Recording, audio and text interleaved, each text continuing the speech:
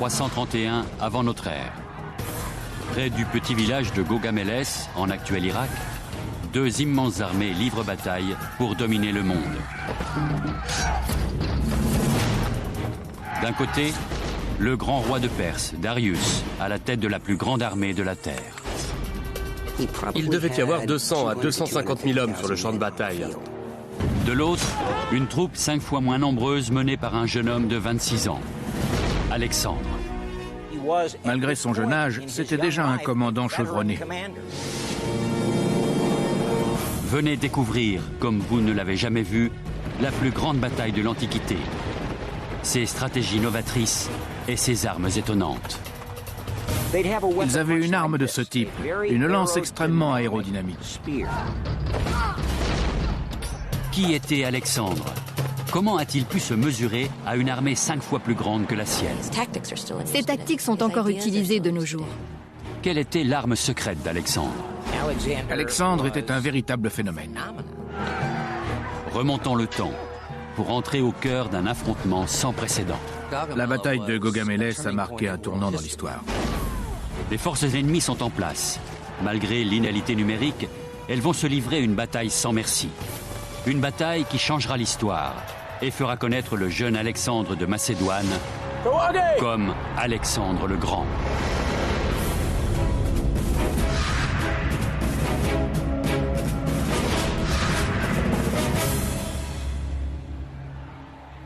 « 1er octobre 331 avant notre ère.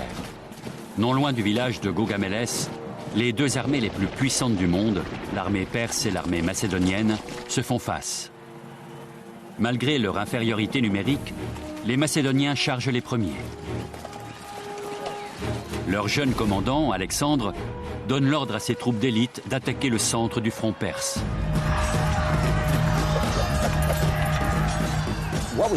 À Gaugamélès, c'est tout l'empire perse qui était en jeu. Et cet empire, Darius III compte bien le conserver. Il a déjà perdu face à Alexandre à la bataille d'Issos. Aujourd'hui, il a la ferme intention d'écraser le jeune roi. Darius ordonne à ses hommes d'attaquer les Macédoniens sur le flanc droit. Darius tendait un piège et forçait Alexandre à s'y précipiter.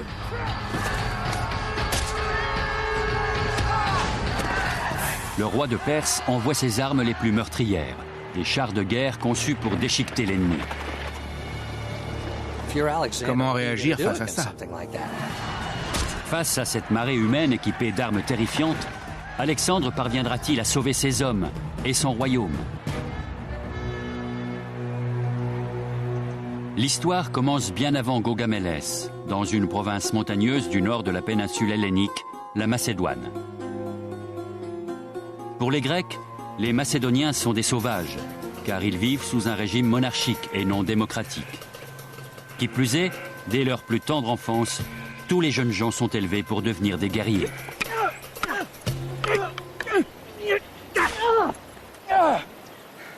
Allez, bats-toi! Bats-toi, Alexandre!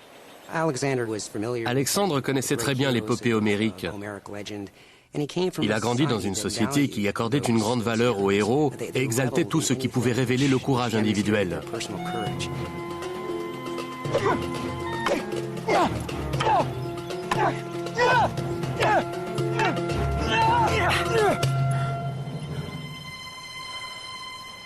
Le père d'Alexandre est le roi Philippe II de Macédoine. Ce grand conquérant, aujourd'hui grisonnant, a passé sa vie à étudier l'art de la guerre. C'est Philippe qui, à la tête de son armée, a unifié la Macédoine. À 16 ans, il nomme Alexandre commandant de cavalerie. Philippe n'est pas seulement un grand homme d'État, c'est aussi un grand novateur. Philippe a fait de la Macédoine l'État le plus puissant du monde antique. Il a littéralement révolutionné l'organisation et les pratiques militaires. Philippe crée une armée professionnelle, il paie ses hommes et il les paie bien. Ils s'entraînaient toute l'année. Les hommes d'une même région étaient regroupés entre eux, ce qui donnait des unités très soudées, très entraînées et par conséquent extrêmement efficaces. Philippe a fait de la Macédoine une puissance régionale. À présent, c'est toute la Grèce qu'il entend soumettre à son autorité. Parménion, comment vont nos affaires? Eh bien, Athènes et Thèbes posent problème. Faut régler ça. Ne t'inquiète pas pour Athènes. On peut s'occuper séparément des deux cités. Alexandre sera mon général. Il est prêt à se battre.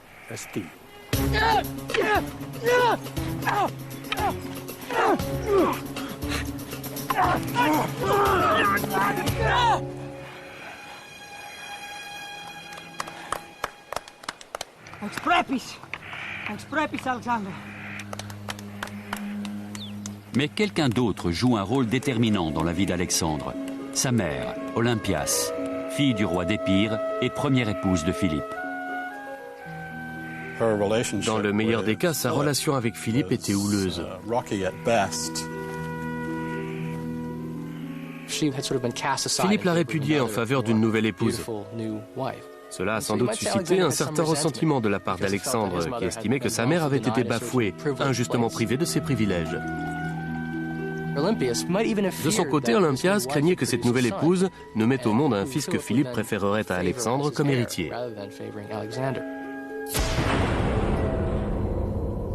En 336, l'assassinat de Philippe vient bouleverser la vie d'Alexandre. Un événement déterminant pour la Macédoine et pour le jeune prince.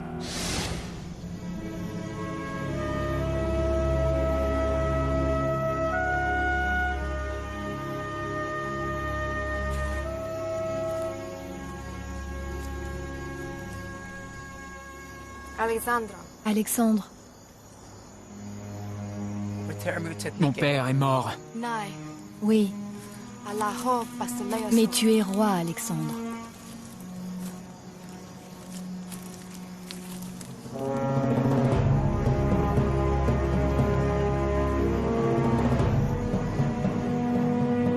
Si Philippe n'est plus, ses projets de conquête demeurent vivaces. À 20 ans à peine, Alexandre prend la tête de l'armée pour écraser la rébellion qui agite les cités grecques depuis la mort de son père. Rien ne peut arrêter l'armée macédonienne. Après avoir soumis Athènes et les autres cités-États, le jeune roi tourne ses regards vers l'Orient, en direction de la Perse. L'Empire perse a été le premier empire de l'histoire. Jusque-là, jamais le monde n'avait rien connu d'aussi grand, d'aussi organisé. À son apogée, il s'étendait de la frontière indo-pakistanaise jusqu'à la Macédoine, en passant par l'Égypte au sud. Les Perses et les Grecs se faisaient régulièrement la guerre depuis à peu près 550 avant Jésus-Christ, c'est-à-dire plus de 200 ans. La Perse avait envahi la Grèce, conquis la Macédoine, réduit Athènes en cendres, violé les temples des dieux. Alexandre a grandi avec l'idée que la conquête suprême, c'était l'Empire perse.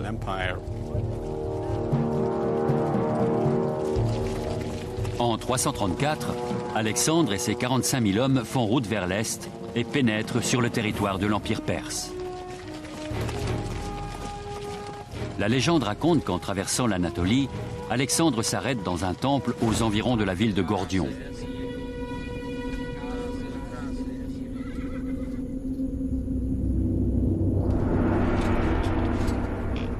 Ce temple abrite une célèbre énigme, le nœud gordien, porteur d'une prophétie divine.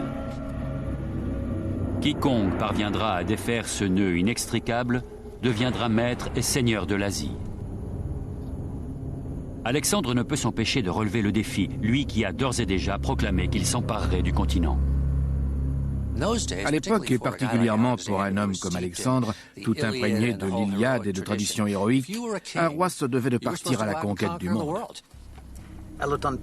Ne le faites pas, Majesté. C'est un piège pour ridiculiser les étrangers. Mais je ne suis pas un étranger. Naguère, cette terre était grecque. Je suis roi de Macédoine, commandant suprême de la Ligue de Corinthe. Et bientôt, je serai maître de l'Asie.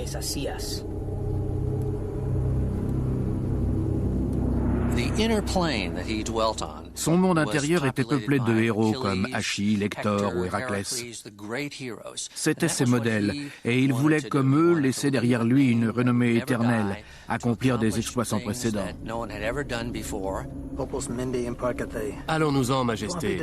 Je pense que ce nœud est vraiment impossible à dénouer.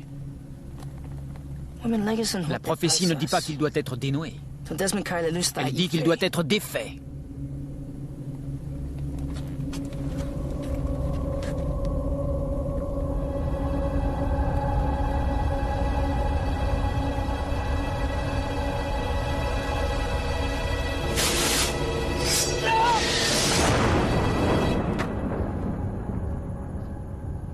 Peu importe la méthode, le nœud est défait.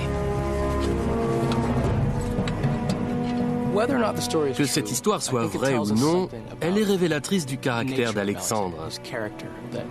Elle nous apprend qu'il était prêt à chercher des solutions inventives, et plus encore qu'il était déterminé à réussir. Les historiens sont partagés sur la véracité de l'épisode gordien. En revanche, ils sont unanimes sur la volonté et le génie d'Alexandre. Deux qualités qui ne tarderont pas à être mises à l'épreuve lors de l'une des plus grandes batailles de l'Antiquité. À présent, l'affrontement est imminent. C'est un choc de titans qui scellera le destin de l'ensemble du monde connu.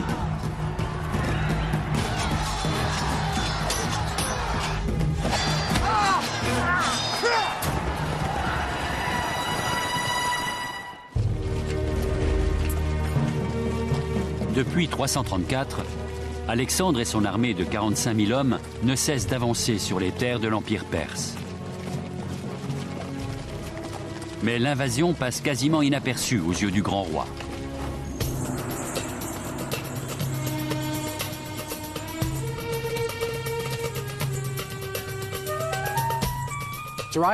Darius III, le roi de Perse, était monté sur le trône en 336 avant Jésus-Christ. Qu'est-ce qu'il y a? Darius apprend enfin qu'Alexandre et son armée ont pénétré sur les terres de l'Empire. À présent, que va-t-il faire? Les Perses veulent une victoire rapide sur Alexandre.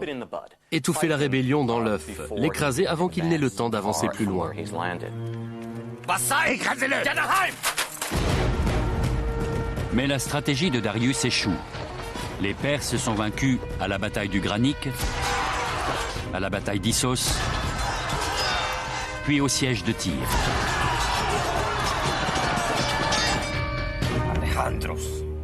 Face aux déroutantes victoires du jeune général, Darius entreprend de renforcer son armée. La plupart de ses conseillers lui disaient « N'affrontez pas Alexandre en bataille rangée, son armée est trop forte. C'est beaucoup trop risqué. Mieux vaut éviter le combat et battre en retraite. » Laissez au formidable terrain du sud-ouest asiatique le soin de triompher d'Alexandre. Détruisez toute nourriture, brûlez les cultures, affamez-le. C'est ainsi que vous prendrez le chemin de la victoire. Mais Darius a énormément de mal à suivre ce genre de conseils, parce qu'il doit faire ses preuves, et traditionnellement, un roi perse fait ses preuves en remportant des batailles. Malgré tout, avant le bras de fer final, Darius tente de négocier avec Alexandre. Il envoie plusieurs courriers à Alexandre dans lesquels il propose différentes modalités de paix. Si Alexandre met un terme à sa campagne, Darius lui promet de l'argent, la moitié de son empire, déjà conquise à ce moment-là, et même la main de sa fille. Alexandre aurait répondu en substance « Pourquoi devrais-je négocier avec vous pour des choses qui m'appartiennent déjà ?» Relis-la. Mais grand roi... Relis! Alexandre à Darius, désormais, tout ce que vous possédez m'appartient. Pour défendre votre trône, levez-vous et battez-vous. À Gaugamélès, c'est tout l'Empire perse qui était en jeu. Si Alexandre parvenait à pousser Darius à se battre et remporter la victoire, il pourrait légitimement prétendre à gouverner l'Empire. Comment s'appelle ce village, là-bas? Il s'appelle Gaugamélès, grand roi. dit au jeune roi que je l'écraserai à Gaugamela.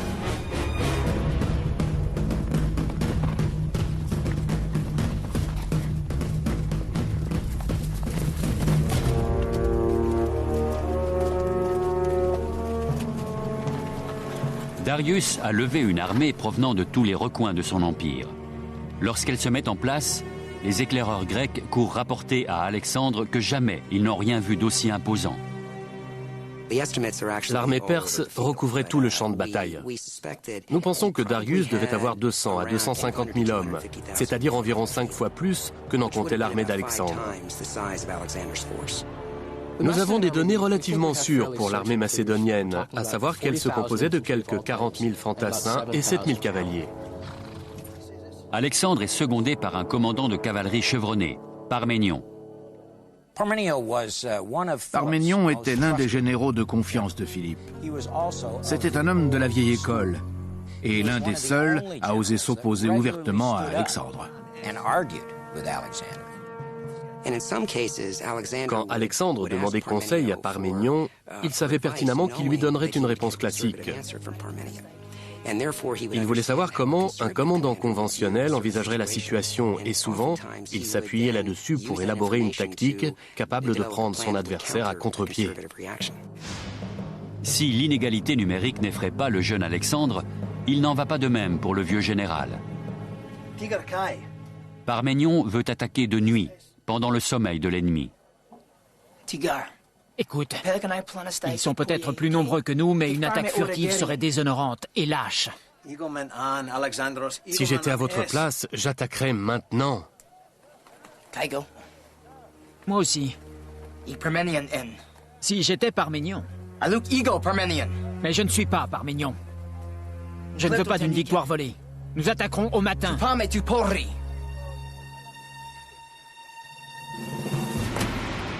Il était arrogant et effronté, mais il n'avait pas le choix pour être obéi.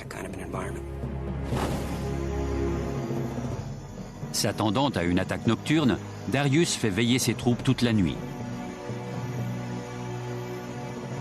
L'armée perse n'est pas un corps uni. Elle se compose d'une multitude de bataillons enrôlés par les gouverneurs ou satrapes des 4 coins de l'empire. Le roi allait voir le satrape et disait « Cette année, votre impôt sera de 1000 hommes ».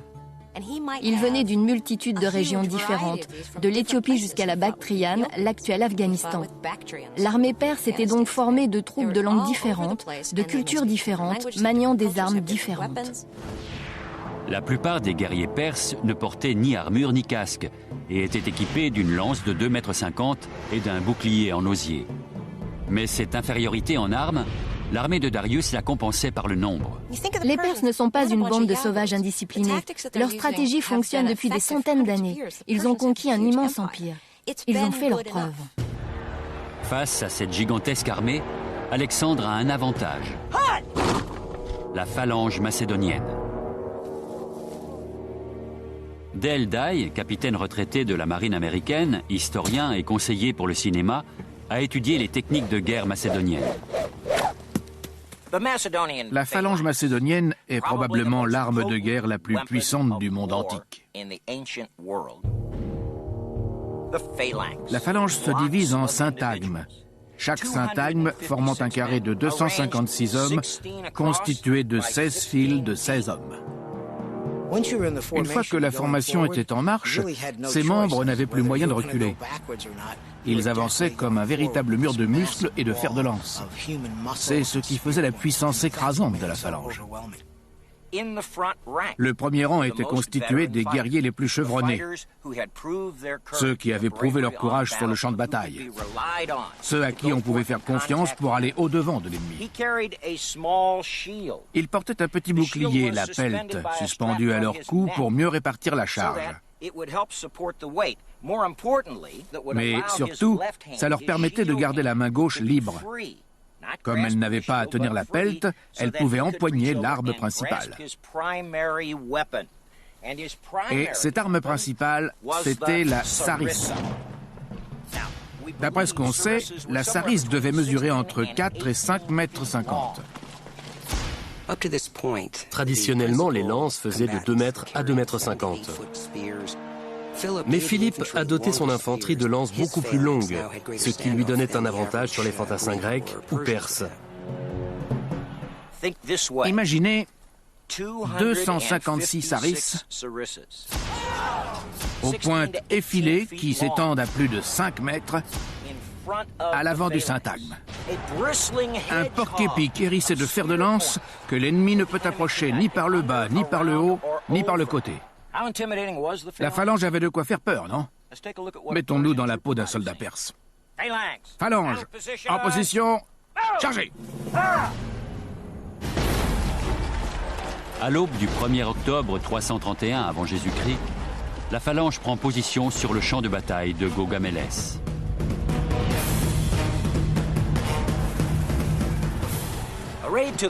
En général, la phalange était flanquée à l'extrême droite d'une unité d'infanterie lourde constituée de soldats appelés hoplites. Contrairement aux peltastes, les soldats équipés de la pelte, les hoplites portaient un grand bouclier généralement connu sous le nom de hoplon. Au combat, ils pouvaient servir à assommer, à repousser ou à renverser l'ennemi. Ce qui donnait à l'hoplite le temps de tirer son arme de main, une épée. Le plus souvent, c'était une épée plate, comme celle-ci, à double tranchant et assez courte, contrairement aux longues épées du Moyen-Âge. Elle était conçue pour faire un carnage au corps à corps. L'hoplite peut la cacher derrière son bouclier. De cette façon, l'ennemi n'a aucun moyen de savoir ce qu'il va faire, quel sera l'angle de frappe. Le coup peut aussi bien venir d'en bas que d'en haut. L'hoplite n'avait pas de temps à perdre à se battre en duel. Il préférait utiliser son bouclier pour refouler l'adversaire, continuer à progresser, ne pas perdre son élan. À force d'être repoussés, les soldats ennemis finissaient par s'empêtrer. Ils trébuchaient et une fois à terre, les hoplites leur réglaient leur compte. Les armées ont pris position.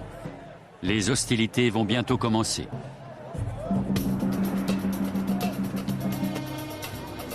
Manifestement, Darius pensait que la bataille de Gaugamélès scellerait sa victoire.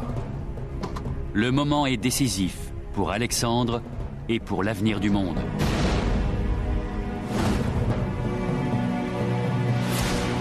Avec quelques 250 000 hommes, les Perses ont constitué la plus grande armée jamais connue.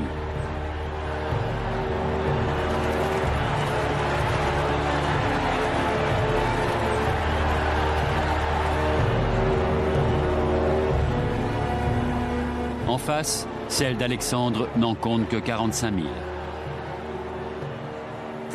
Les enjeux sont considérables. D'un côté, Darius sait que s'il perd cette bataille, c'est son empire qu'il perd avec elle. De l'autre, Alexandre joue son va-tout sur la victoire pour devenir roi de Perse. Pour Alexandre, Gaugamélès est une bataille à quitte ou double. S'il gagne, l'empire le plus riche de la terre sera à lui. S'il perd, 45 000 hommes seront massacrés et la Grèce subira de nouvelles invasions. L'avenir de deux continents est entre les mains d'un jeune homme de 26 ans.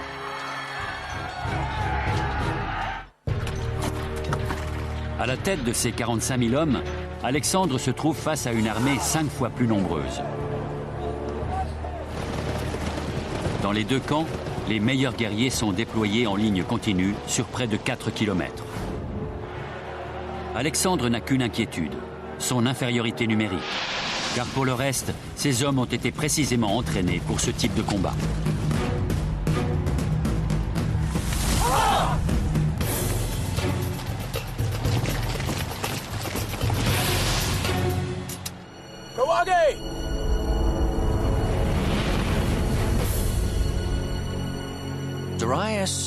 Darius a déployé ses forces de manière absolument terrifiante.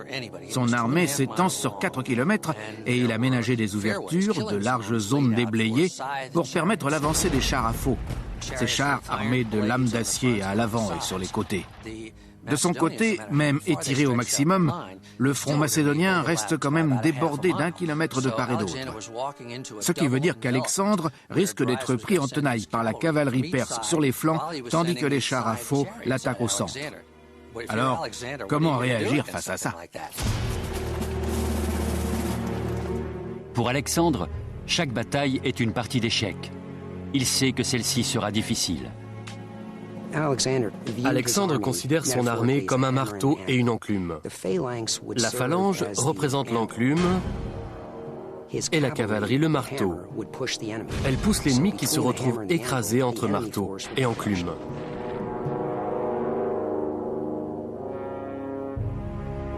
Dans toutes les batailles précédentes, la tactique du marteau et de l'enclume a fonctionné à la perfection. Mais à Gaugamélès, cette stratégie est inenvisageable. Face à un front de 4 km, la cavalerie macédonienne n'a aucune chance de déborder l'armée perse. Alexandre doit établir une nouvelle stratégie. D'abord, il regroupe sa phalange en syntagme, 256 guerriers disposés en carré de 16 hommes par côté, une formation quasiment impossible à arrêter. À l'époque, ce procédé est une révolution. Ensuite, comment utiliser au mieux son deuxième point fort, la cavalerie lourde? Plus armés qu'aucun autre et entraînés à se déplacer comme une entité, les cavaliers macédoniens sont considérés comme les meilleurs du monde. Protégés d'un casque et d'un plastron de bronze, ils sont armés d'une lance appelée xyston. Le xyston mesurait à peu près 3 mètres, alors qu'en général, les lances de cavalerie n'en faisaient que 2. Les cavaliers d'Alexandre pouvaient donc atteindre leurs ennemis avant d'être touchés. Les cavaliers portent également un sabre courbe à simple tranchant, le kopis.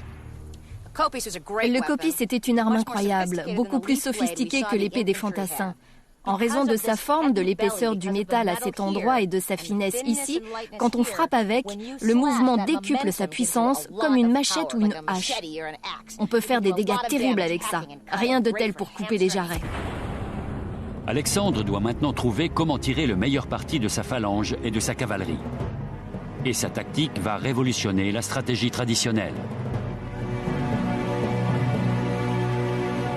Au lieu de se déployer face à l'ennemi, il dispose son infanterie en diagonale. Il prend position sur le champ de bataille en une formation très étrange pour l'époque. Si l'on devait la décrire en termes militaires d'aujourd'hui, on dirait qu'Alexandre dispose ses troupes en échelon, refusées à gauche.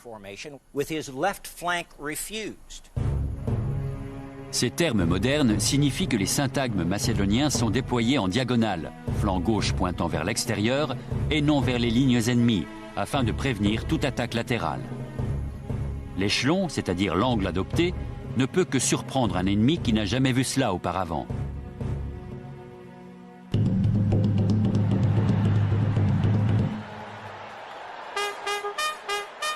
Le front macédonien se met en branle.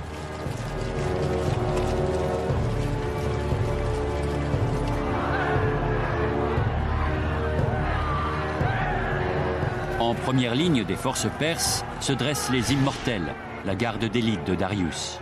Quand l'un se faisait tuer, un autre prenait sa place. C'est pour ça qu'on les appelait les Immortels. Quoi qu'il arrive, ils étaient toujours 10 000. Lorsque les Macédoniens approchent, Darius est convaincu que leur formation oblique lui donne un énorme avantage, car elle offre à sa cavalerie un vaste terrain ouvert où s'engouffrer. Alexandre est fin tacticien. Il sait qu'une armée composée d'une cavalerie imposante n'hésitera pas à charger dans une ouverture si on lui en donne l'occasion. Pour lui, il était évident que s'il offrait cette possibilité à Darius, Darius en profiterait. Et il avait raison. Darius ordonne à sa cavalerie de charger à gauche.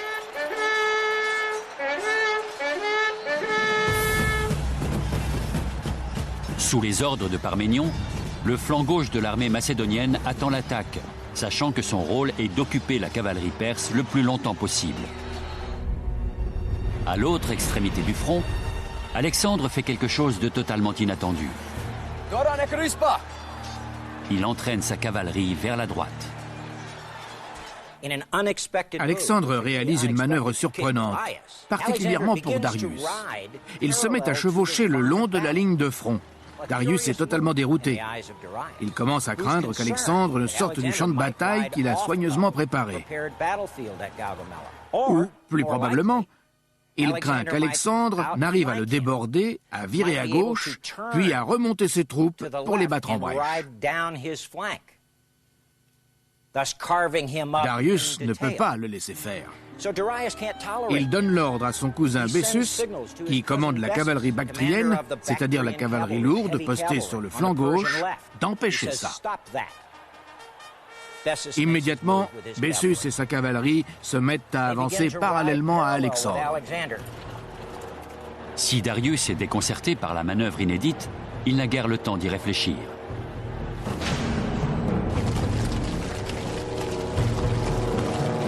Au centre, la collision est imminente entre l'invincible phalange macédonienne et les valeureux immortels. Par le biais de ces deux armées, ce sont deux empires, deux continents qui s'affrontent. Le destin du monde est en jeu. La bataille de Gaugamélès vient de commencer.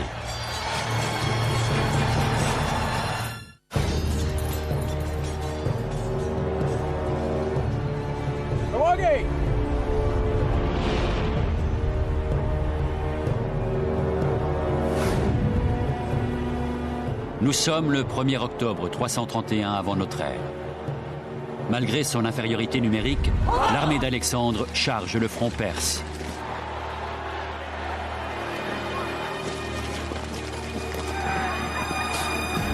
L'affrontement a commencé.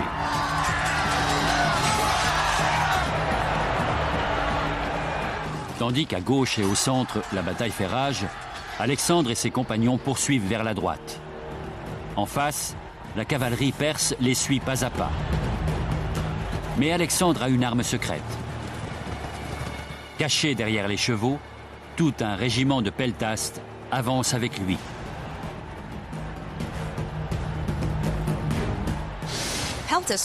Les peltastes étaient des soldats d'infanterie légère chargés des escarmouches. Il y en avait sur tout le champ de bataille. Ils étaient munis de différentes armes et quand ils frappaient, c'était un vrai bombardement de lances et de pierres. Les peltastes utilisaient plusieurs sortes d'armes. Ils avaient des arcs et des flèches à courte portée. Ils avaient des javelots. Ils avaient une arme qui ressemblait à ça. Une lance très légère, très aérodynamique, dont le but n'était pas tant d'aller loin, mais vite. C'est cette arme qui nous a donné ceci. Merci, Charles. Ça, c'est un javelot sportif, comme celui qu'on utilise dans les compétitions olympiques modernes. Mais il ne faut pas oublier que c'est ceci qui a donné cela.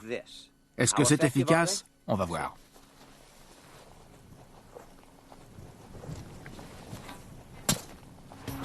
Les peltastes postés à l'avant de la ligne de front utilisaient ces javelots pour abattre les cibles importantes, les officiers, les conducteurs de chars à faux, mais aussi pour déstabiliser l'ennemi, le pousser à bout.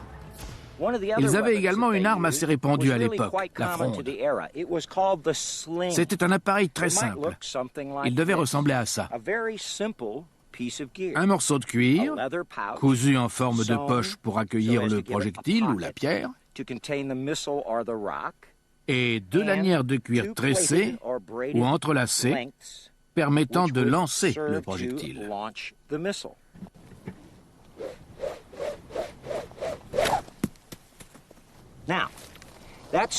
À première vue, la pierre que je viens de lancer ne donne pas l'impression de pouvoir blesser qui que ce soit.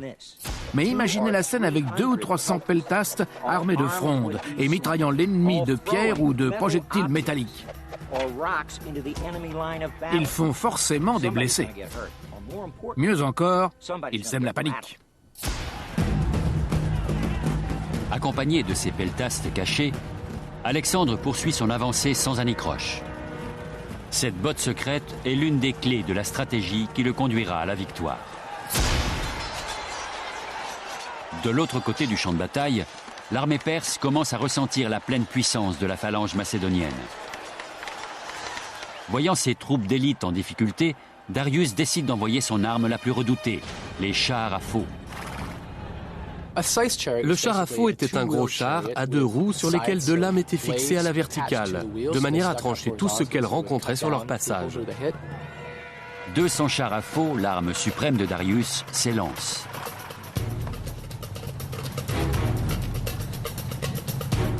Face à une telle attaque, la plupart des généraux n'auraient sans doute envisagé que 2 solutions. Soit tenter de tenir leur position, soit battre en retraite et se regrouper plus tard. Mais Alexandre a mis au point une défense diabolique. Darius lance ses chars. Mais Alexandre l'a prévu et il a montré à ses hommes comment les prendre au piège. C'est une manœuvre simple que l'on étudie encore aujourd'hui dans les cours de tactique, la nourricière.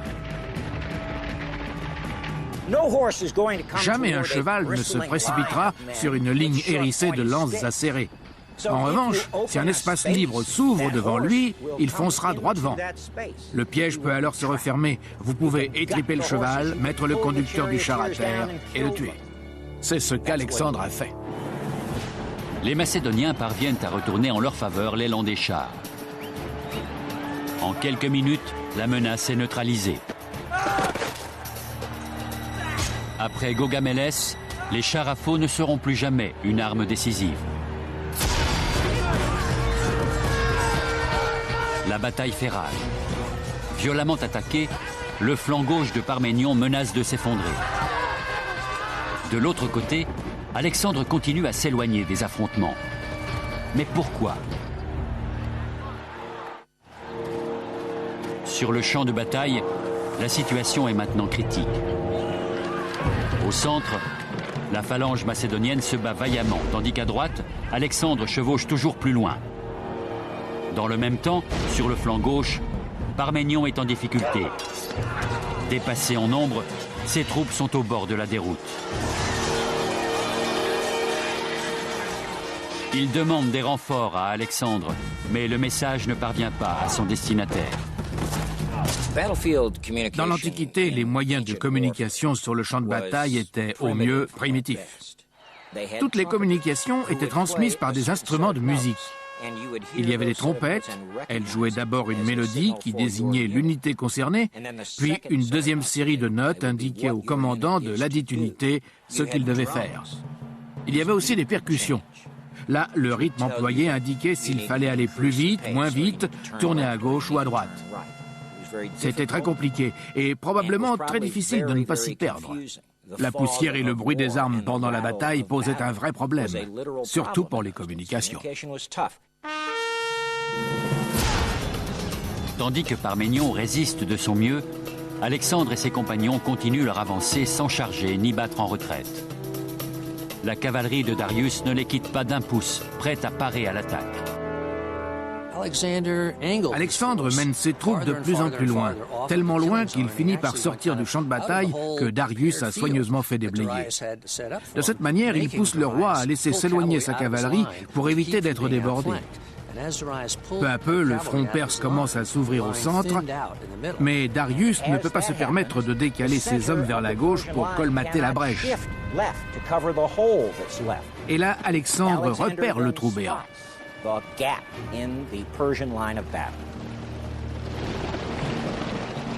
La stratégie fantaisiste d'Alexandre a semé le désordre dans les lignes perses et ouvert une brèche dans le front ennemi. Mais comment l'exploiter? Comme tous les grands généraux, il sent. Il sent le moment où cette porte s'ouvre.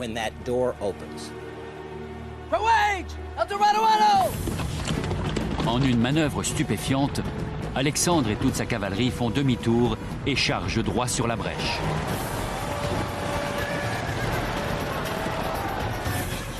Découverts, les peltastes pilonnent les cavaliers perses à coups de pierre, de javelots et de flèches pour les empêcher de poursuivre Alexandre et ses compagnons.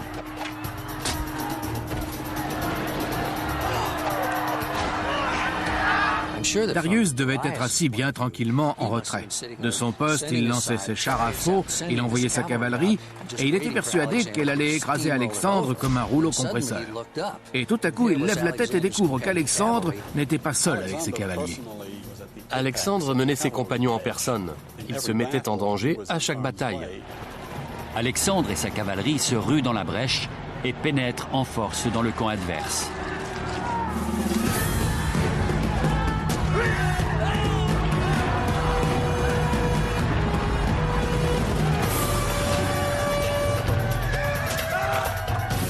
La phalange et l'enclume. À présent, le marteau est en place. Prise en étau, l'infanterie perse n'oppose aucune résistance. La phalange avance implacablement.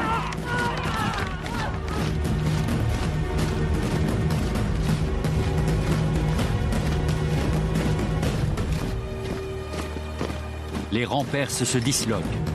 Les soldats prennent la fuite. Maintenant que le centre a cédé, Alexandre n'a plus qu'un seul but, le but ultime depuis que la guerre existe, tuer le roi. Alexandre n'avait qu'une idée en tête pendant toute la bataille. Affronter Darius en combat singulier, le tuer et accrocher sa tête au bout de sa lance.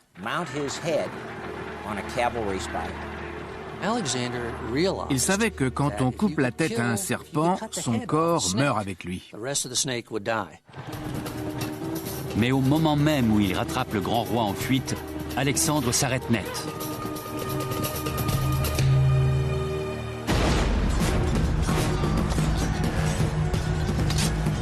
Il vient d'apprendre que les troupes de Parménion sont à bout de force, sur le point d'être écrasées. Elles ont besoin de son aide. Que faire? Tuer le roi ou sauver ses troupes? Sa décision pourrait modifier l'issue de la bataille.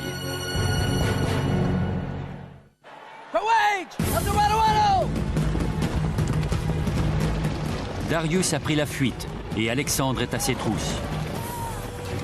Mais à présent, le jeune roi se trouve face à un terrible dilemme.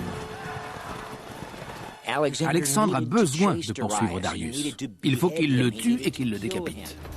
Alexandre le rattrape, mais le flanc gauche de son armée a besoin de renforts de toute urgence.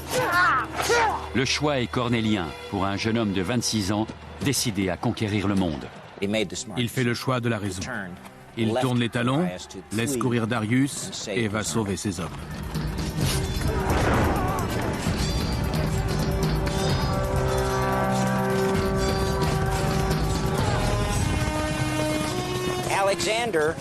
À son arrivée, Alexandre trouve ses soldats en déroute qui tombent l'un après l'autre.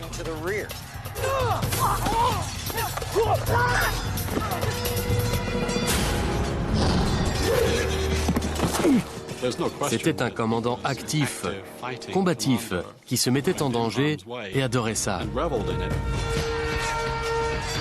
L'opération de sauvetage de Parménion est l'une des phases les plus durement gagnées de la bataille.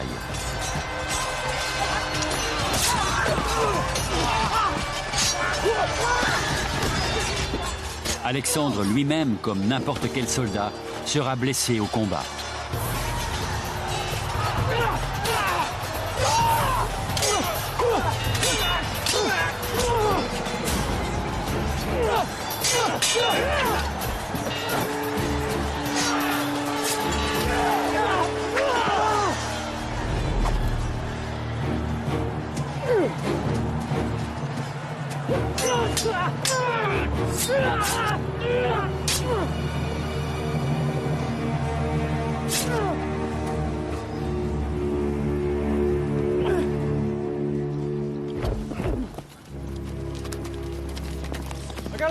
Majesté, Majesté, Darius s'est échappé. Pour Alexandre, la victoire est amère. Il est venu à la rescousse de son flanc gauche. Il a sauvé son armée. Et il a remporté la bataille de Gaugamela. En fin d'après-midi, la bataille est terminée. Alexandre est entré dans la légende. Merci mon roi. L'honneur est pour moi. On pourrait presque dire que pour Alexandre, Gaugamélès a été l'ultime bataille, la bataille décisive. Après ça, il s'approprie peu à peu tous les titres du grand roi de Perse. Alexandre poursuivit sa route vers l'est et conquit le reste de l'Empire perse. Il traversa les déserts de l'actuel Afghanistan et triompha des armées de l'Inde. Je crois que s'il a continué à avancer, c'est uniquement parce qu'il voulait accomplir des exploits sans pareil pour laisser derrière lui une renommée et une gloire éternelle. Il n'a jamais perdu une seule bataille. C'est le plus grand vainqueur étudié en Occident. C'était un brillant tacticien, un brillant homme d'État, un être charismatique qui exhalait une sorte d'aura de puissance. Si je devais établir une liste de grands généraux, Alexandre serait le premier. Il mérite vraiment son épithète de grand.